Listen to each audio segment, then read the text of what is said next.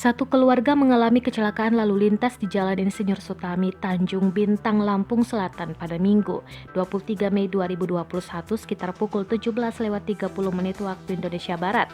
Saksi mata yang menyebutkan 5 orang yang menjadi penumpang mobil Daihatsu Grand Max Pickup BE8650 PN meninggal dunia. Beberapa di antaranya masih anak-anak. Menurut informasi yang diperoleh, mobil tersebut membawa satu rombongan yang merupakan keluarga.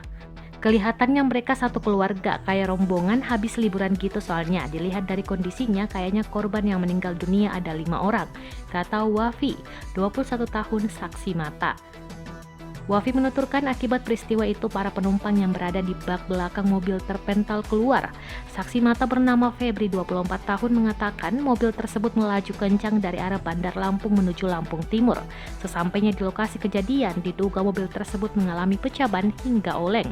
Kasat Lantas Polres Lampung Selatan AKP Edwin Widya di Rotsaha Putra membenarkan kejadian kecelakaan lalu lintas di Jalan Insinyur Sutami Tanjung Bintang Lampung Selatan, tepatnya di area PTPN Unit Bergen pada Minggu 23 Mei 2021 sekitar pukul 17.30 waktu Indonesia Barat.